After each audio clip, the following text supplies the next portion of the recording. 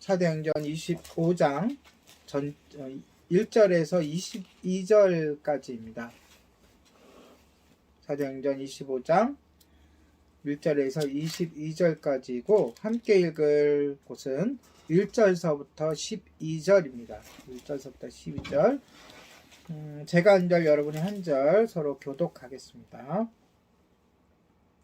베스도가 부임한 지 3일 후에 가이사랴에서 예루살렘으로 올라가니 대제사장들과 유대인 중 높은 사람들이 바울을 고소할세 베스도의 호의로 바울을 예루살렘으로 옮기기를 청하니 이는 길에 매복하였다가 그를 죽이고자 함이더라. 베스도가 대답하여 바울이 가이사랴에 구류된 것과 자기도 멀지 않아 떠나갈 것을 말하고 또 이르되 너희 중 유력한 자들은 나와 함께 내려가서 그 사람에게 만일 옳지 아니한 일이 있거든 고발하라 하니라. 베스도가 그 가운데서 8일 혹은 10일을 지낸 후 가이사랴로 내려가서 이튿날 재판자리에 앉고 바울을 데려오라 명하니 그가 나오매 예루살렘에서 내려온 유대인들이 둘러서서 여러 가지 중대한 사건으로 고발하되 능히 증거를 대지 못한지라. 바울이 변명하여 이르되 유대인의 율법이나 성전이나 가이사에게나 내가 도무지 죄를 범하지 아니하였노라 하니 베스도가 유대인의 마음을 얻고자 하여 바울더러 묻되 내가 예루살렘에 올라가서 이 사건에 대하여 내 앞에서 신문을 받으려느냐. 바울이 이르되 내가 가이사의 재판자리 앞에 섰으니 마땅히 거기서 신문을 받을 것이라. 당신도 잘 아시는 바와 같이 내가 유대인들에게 불의를 행한 일이 없나이다. 만일 내가 불의를 행하여 무슨 죽을 죄를 지었으면 죽기를 사양하지 아니할 것이나 만일 이 사람들이 나를 고발하는 것이 다 사실이 아니면 아무도 나를 그들에게 내줄 수 없나이다. 내가 가이사께 상소하노라 한데 베스도가 대속자들과 상의하고 이르되 내가 가이사에게 상소하였으니 가이사에게 갈 것이라 하니라. 아멘. 네, 여기서 가이사는 로마 황제를 이야기하는 겁니다. 로마 황제. 자, 베스도가 오늘 나오는데요. 총독 베스도 이전에 벨릭스 총독이 있었어요. 네, 그리고 벨릭스 총독이 이제 물러났고 베스도가 총독으로 온 후 며칠 만에 사흘 만에 로마에서 베스도를 이곳에 총독으로 보낸 이유는 뭘까요?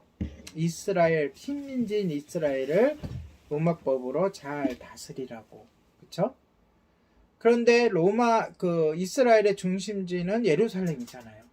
그래서 3일 만에, 온지 3일 만에 하면은 얼마 안 돼서, 가장 먼저 갔다는 거로 치면 돼요. 어디로 갔다고요? 예루살렘으로 올라갔다 내려갔다 이 얘기 제가 설명했었죠. 예루살렘 지역 자체가 높은 곳에 있고 또 중심지이기 때문에 올라간다. 예루살렘을 갈 때는. 자, 예루살렘을 이렇게 방문을 했어요.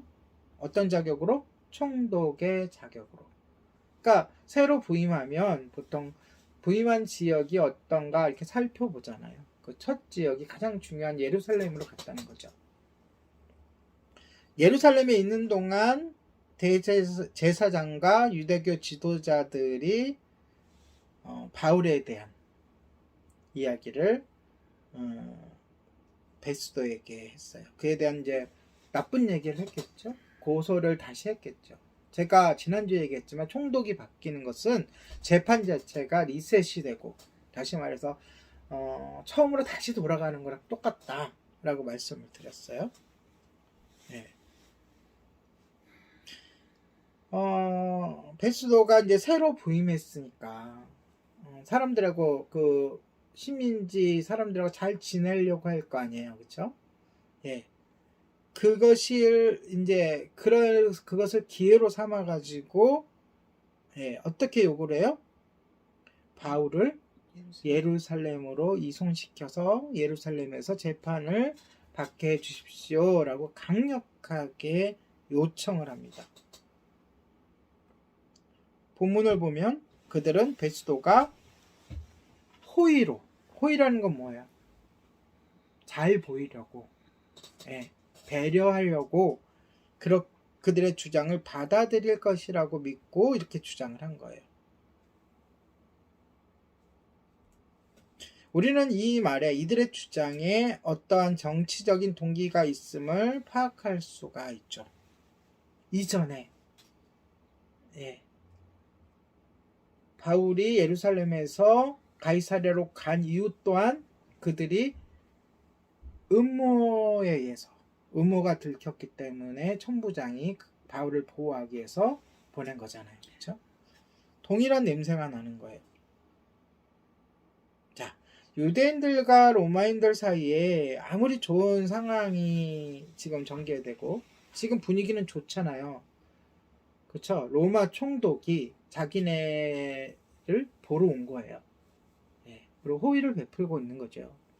그러함에도 불구하고 그들 사이에는 긴장감이 늘 있어요. 왜냐하면 식민지와 지배하는 사람과 지배받는 사람 입장에서 아무리 잘한들, 아무리 사이가 좋다고 하는데 늘 긴장감이 있을 수밖에 없잖아요.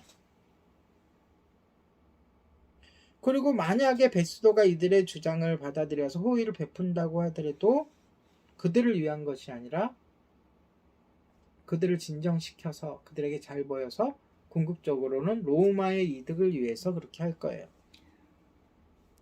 그리고 반대로 이 고소하는 이 유대인들은 재판에 대해서는 아무런 관심이 없어요. 오직 바울의 죽음만 관심을 갖고 있는 거죠. 바울이 가이사랴에서 예루살렘으로 이송할 때 어떻게 해서 잠복하고 있다가 바울을 죽이려고 계획한 거예요. 이 계획을 베스도가 알았어요? 몰랐어요? 몰랐어요. 베스도는 몰라요. 베스도는 이제 취임해 온 거잖아요. 그런데 다행스럽게도 베스도는 유대 지도자들의 이 계략에 넘어가지 않습니다. 그리고 뭐라 그래요? 바울이 가이사랴의 감옥에 있고 나도 이곳을 곧 떠나서 가이사랴로 갈 거니까 어떻게 하라고요? 만약 바울의 재판을 원한다면 가이사랴로 와서 재판을 하라고 결론을 내려버렸어요. 그러니까 이들의 계획이 어떻게 된 거예요? 무산이 된 거죠. 틀어져 버린 거예요. 이러한 시도는 나중에 또 있습니다. 자, 그 후에 여기서 후라는 것은 성경에 보니까 8일에서 10일이라 그래요. 여기서 또 이 글을 쓴 누가의 성격이 나오는 거예요. 누가는 정확하고 세밀하고 자세하고 솔직하게. 왜 8일에서 10일이에요? 어떤 사람들은 8일 있다가 돌아갔다 이렇게 주장을 했을 거고 나중에 이제 이것을 확인하러 이렇게 글을 쓰기 위해서 이제 정보를 구할 때 또 어떤 사람은 10일 있다 갔다 이렇게 얘기했을 테니까 사람들의 주장을 뭐 어떻게 확인할 길도 없으니까 둘 다 써온 거예요. 써서 8일이나 혹은 10일 만에 돌아갔다. 그러면 얼마 동안 있었던 거예요? 예루살렘에? 최고 10일. 그리고 이제 돌아갔어요. 돌아가자마자 그냥 돌아간 게 아니라 이 고소한 사람들하고 같이 간 거예요. 그래서 그 다음날 돌아가자마자 그 다음날 재판이 열린 거죠. 그러니까 베스도는 굉장히 충실하고 이 내용을 보니까 그 정치에 충실한 거예요. 맡은 바 일을 바로바로 처리하는 그런 그 성향이 있는 사람인 거예요. 이전에 있었던 벨릭스는 어떻게 해요?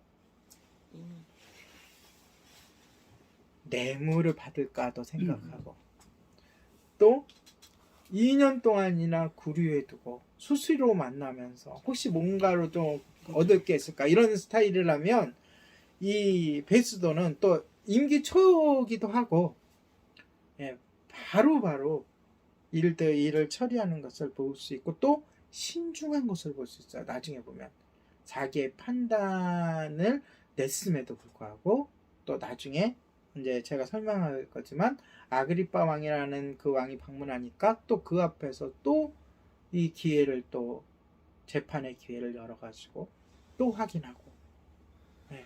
그러한 좀 뭐라 그럴까요? 일처리에 있어서 뭔가 이렇게 진중하고 그리고 또 바로바로 일을 처리하면서도 세심하고 예, 그러한 모습을 볼 수 있습니다. 자, 일단 그렇게 해서 네 번째 변론이 이제 시작되는 거예요. 재판. 제가 총 몇 번? 6번이나 했죠. 그 중에서 네 번째. 네. 자, 페스도가 가이사라로 돌아와서 재판을 소집하자 이제 바울이 불려 나왔을 거 아니에요. 자, 그럼 누가 먼저 말해요? 고소한 자들이 말해야 돼. 고소한 자들이 둘러섰다는 얘기는 한 사람만 나와서 고소했다는 게 아니라 여러 사람이 나와가지고 바울을 이렇게 마주보고 이렇게 좀 이렇게 서가지고 한 사람씩 했던지 뭐 이 사람이 뭐 죄를 얘기하고 이 사람이 죄를 얘기하고 막 그랬겠죠. 그런데 중요한 것은 고소한 내용 중에 어느 것도 증거로 증명되지 않았다는 거예요. 그리고 나서 이제 고소인들 앞에서 자신의 변론 기회를 얻은 바울이 변론을 하죠. 그런데 특이하게도 그 변론은 아주 간단해요. 그들이 고소한 내용은 크게 세 가지입니다. 바울이 유대인의 법을 어겼다. 첫 번째. 두 번째는 성전을 더럽혔다. 세 번째는 가이사에, 즉 로마 황제 가이사에 대해서도 사람들을 선동했다. 이 세 가지예요. 그런데 여기에 대해서 간단하게 아무 죄도 없고 재판을 여러 번 지금 해왔는데 아무런 증거도 없었다라고 이야기를 해요. 그렇게 하니까 이 베스도가 처벌할 이유를 찾지 못하잖아요. 그러니까 재판을 한 번 더 열려고 바울에게 이렇게 이야기합니다. 그 의도는 유대인들에게 호의를 보이기 위해 라고 본문에 나와 있어요. 유대인들에게 잘 보이기 위해 바울에게 그렇다면 예루살렘에 가서 그들이 말하는 그 죄가 벌어진 그 현장에 가가지고 재판을 한 번 더 하겠느냐, 변론을 한 번 더 하겠느냐라고 물어봐요. 자, 여기서 바울이 오케이를 하면 그렇게 하겠습니다 하면 다시 유대인들이 계획했던 그 일이 다시 한번 벌어질 수 있는 위험이 지금 앞에 있는 거예요. 이제 바울이 무엇을 결정하느냐에 따라서 그들의 계획한 것이 실행에 옮겨지느냐 안 옮겨지느냐가 판가름 내겠죠.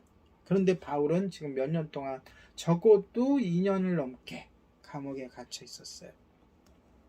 그리고 예루살렘에 가서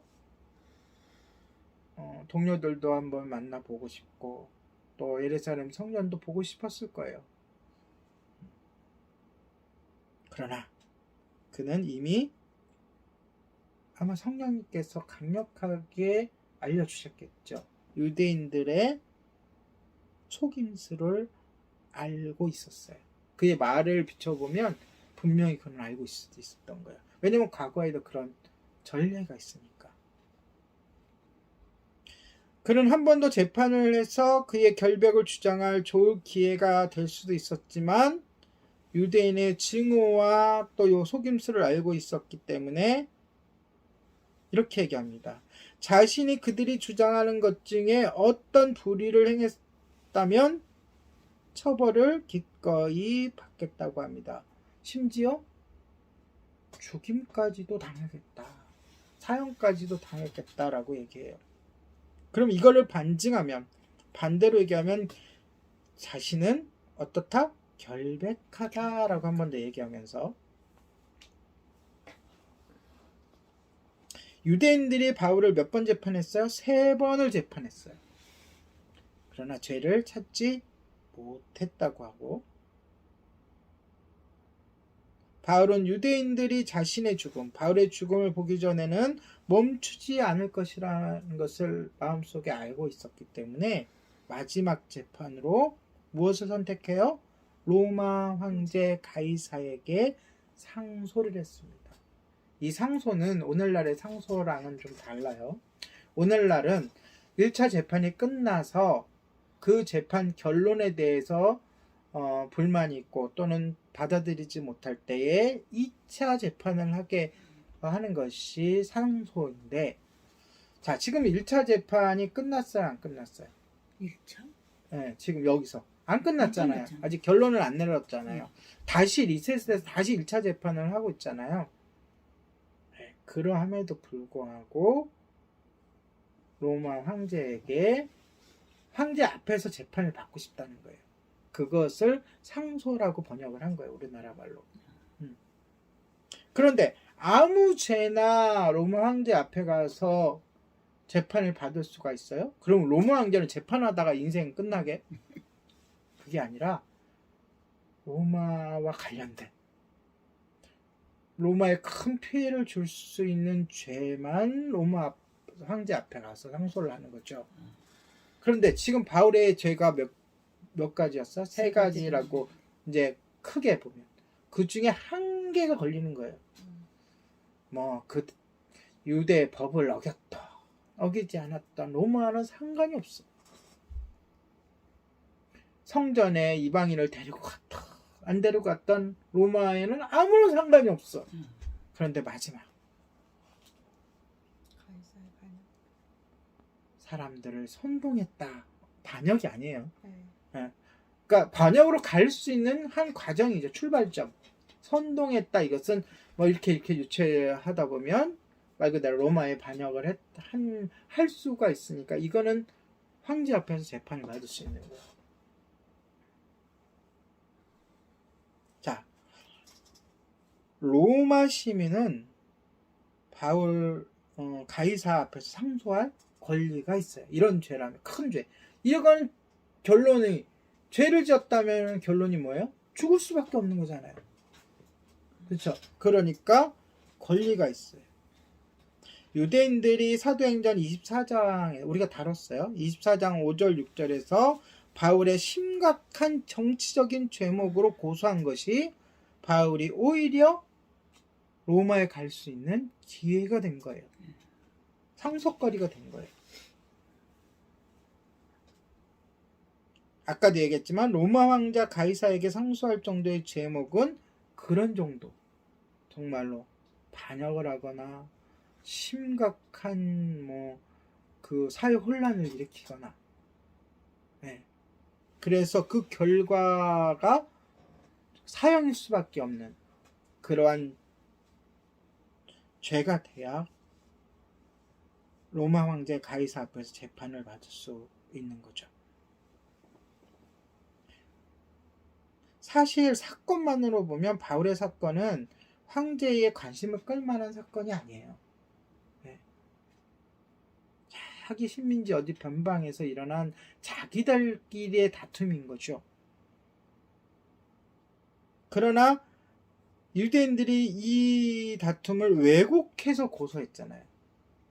언제 바울이 소란을 피우고 언제 바울이 사람들을 선동했어요. 로마 황제에 반항을 하라 그랬어요. 그런데 이 유대인들이 왜곡해서 고소를 해서 베스도에게 심각한 문제라고 마음을 움직이게 만든 거예요. 그렇게 받아들이게 한 거예요. 근데 여기서 다시 한번 우리는 하나님이 어떻게 바울의 삶에서 주도적으로 일하고 계시는지를 보아야 돼요. 유대인들의 이 잘못된 소송을 하나님께서는 바울과 약속하십니다. 바울에게 처음에 바울을 소명을 주시고 사명을 주셨을 때 이미 정하신 로마로 보내는 방편으로 사용하신 거죠. 자, 이제 장면이 조금 이제 바뀝니다. 그래서 성경에서 보면 어떤 성경에는 그 앞에 동그라미가 이렇게 또 이렇게 장면이 바뀌거나 주제가 바뀔 때 표시를 해놨죠. 이게 성경에 있는 게 아니라 후대의 성경을 정리하면서 성도들로 하여금 그런 것을 그렇다는 표시를 해준 거예요. 아, 장면이 바뀌는구나, 주제가 바뀌는구나. 13절부터 바뀌고. 예. 그래서 이제 바울을 로마로 보내기로 결정을 한 며칠 후에 아그리빠라고 하는 왕과 그의 여동생 베니게가 새로 부임한 총독에게 안부를 묻는, 즉 인사를 드리려고 방문을 했어요. 가이사라로. 네. 여기서 얘기하는 아그리빠 왕은 로마 황제 글라우디우스라는 황제가 그 지역의 왕으로 임명했어요. 네. 이런 자가 대표적인 사람이 있죠. 누굴까요? 헤롯 대왕.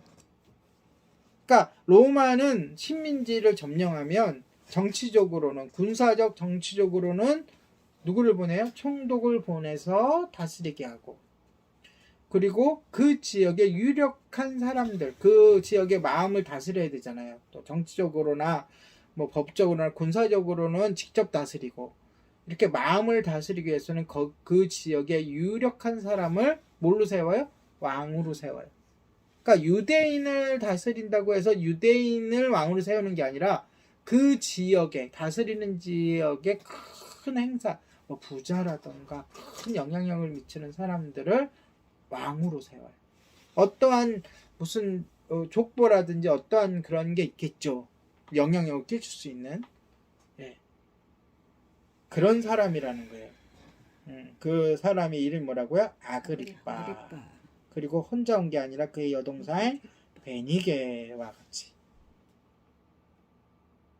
그래서 이제 총독이 새로 부임했으니까 얼굴도 안면도 익힐 겸 또 안부도 물을 겸 인사도 할 겸 해갖고 방문했는데, 자연스럽게 바울의 사건에 대한 이야기가 오고 가게 돼요.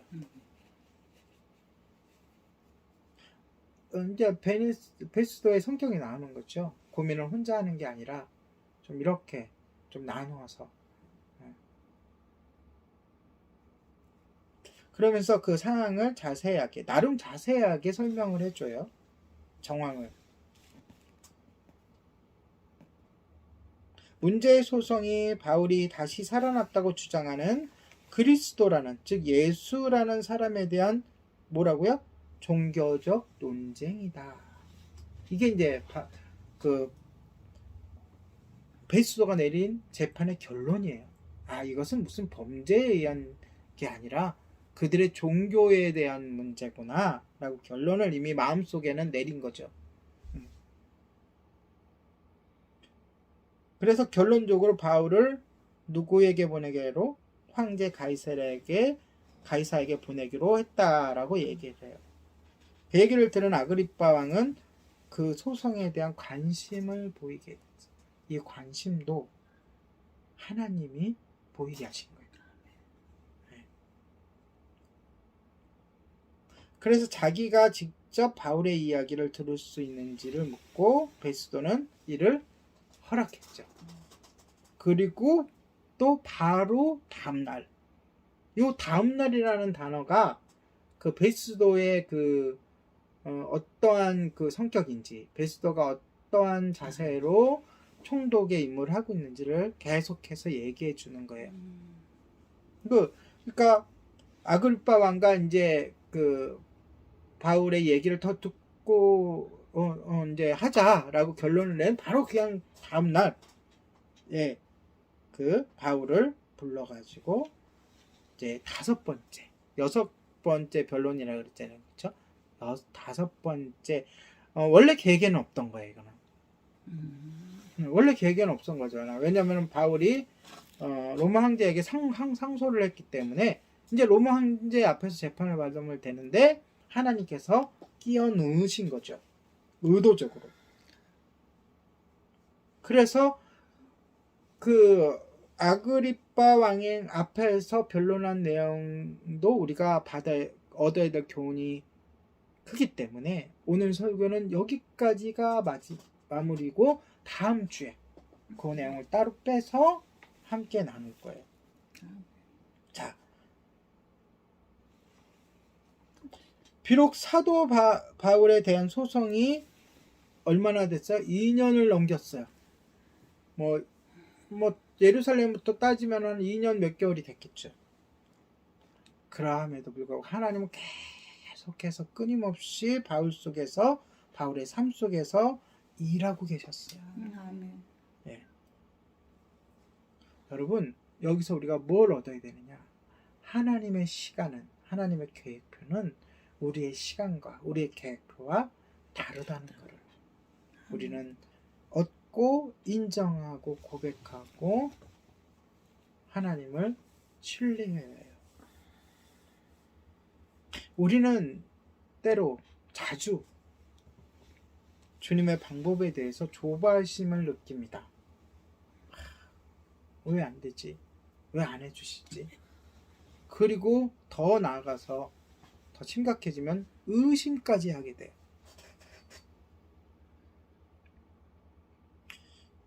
비록 사도 바울이 믿음 좋은 사도 바울일지라도 하나님이 과연 자신의 삶에서 무슨 일을 하실지 궁금해했을 거예요. 사람이니까.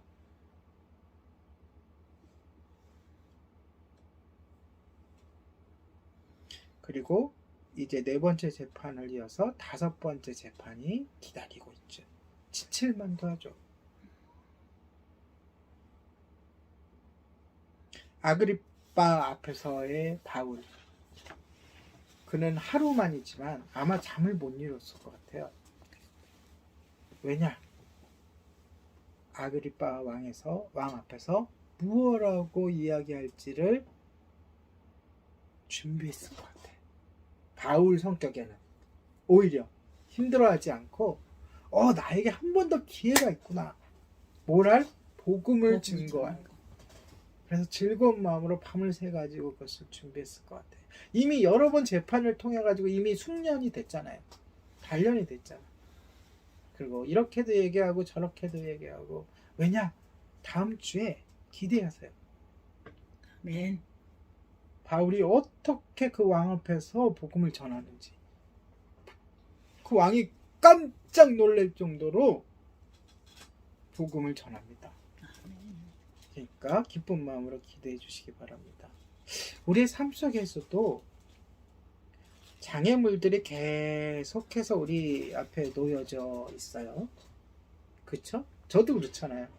뭐가 좀 잘 되는 거 싶더니 이가 이렇게 돼가지고 고생을 하고 방송이 나가고 또 어쩔 때는 컴퓨터가 문제가 생기기도 하고 또 우리가 주님께서 우리들에게 그 교회를 이전시켜주고 또 여러 가지 해줄 거라는 마음을 막 주시고 뭐 사역을 더 잘하게 하기 위해서 차도 주실 거라는 마음 저 마음속에도 막 주시고 막 이러는데 언제 주시냐고요. 막 이런 장애물들 또 조바심 이런 것들이 앞에 놓여 있어요. 하나님은 결코 그런 것들이 없다고는 얘기 안 하셨어요. 그런데 이렇게 바울에게 하셨듯이 우리의 삶을 통해서도 하나님의 목적은 달성될 거라는 것을 굳게 믿으시기 바랍니다. 아멘. 말씀을 정리합니다. 하나님의 이 역사하심의 중요한 것은 우리의 순종이에요. 아멘. 순종. 하나님이 가라 하시면 가면 돼. 멈추라 하시면 멈추면 돼.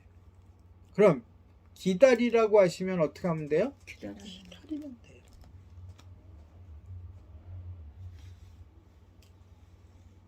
왜? 하나님의 계획은 반드시 성취될 것이기 때문이죠. 아멘. 하나님께서 우리의 삶 속에서 일하시도록 우리 예림교회의 역사 속에서 일하시도록 자리를 내어드리는 것이 중요하고 열쇠입니다. 아멘. 왜냐? 하나님은 결국 모든 일을 다 이루실 것이기 때문입니다. 할렐루야. 아멘. 이 시간 우리의 삶 속에서 주님을 섬기는 것이 왜 어려운지 깊이 묵상하며 그 어려운 그 걸림돌들을 하나하나 제거하는 작업을 이번 일주일 동안 하시기 바랍니다. 아멘. 하나님은 주님을 이렇게 섬기려고 하는 자에게 갈라디아서 4장 6절에서 이렇게 말씀하세요. 너희가 아들이므로. 우리가 누구라고요? 아들. 하나님의 아들, 하나님의 자녀. 하나님이 그 아들의 영을, 그 아들, 여기서의 아들은 누구예요? 예수님. 그 예수님의 영 누구예요? 성령님. 벌써 이 한 구절에 성부, 성자, 성령 삼위일체 하나님이 다 나와요. 네. 그 영을 우리 마음 가운데 보내사 아빠 아버지라 부르게 하셨느니라. 아멘. 할렐루야. 아멘. 그냥 아버지가 아니라 아빠. 예, 성경 그대로 아빠예요. 보통 우리가 아바 아버지 그러는데 다른 구절들에서는 그것을 그대 원어대로 아바 아버지라고 그대로 번역을 하지 않고 넣었지만 요 구절만큼은 그것을 번역을 했어. 그래서 굳이 아빠 아버지라고 본문에 나와요. 그 뜻은 뭐예요? 정말 우리의 아버지 대신 아빠 대신 그분을 더 강조한 거잖아요. 아멘. 이렇게 약속한 거예요. 누구에게? 순종하려고 기다리려고 하고 있는 우리들에게. 너는 내 아들이야. 그래서 성령을 보냈어. 성령으로 우리 마음속에 내가 있는 거야. 그래서 아빠 라고 부를 수 있게 하셨어. 그러니까 뭐 하라고요? 끝까지 신뢰하라고. 끝까지 믿고 기다리라고. 아멘. 우리의 삶에서 하나님의 일하심을 기다려야 할 것이 무엇이 있는지 목록을 한번 생각해 보세요. 내 삶에서 또 예림교회에서 우리가 하나님의 일하심을 기다리는 것. 그것이 굉장히 중요하고 우리가 훈련해야 되는 거예요.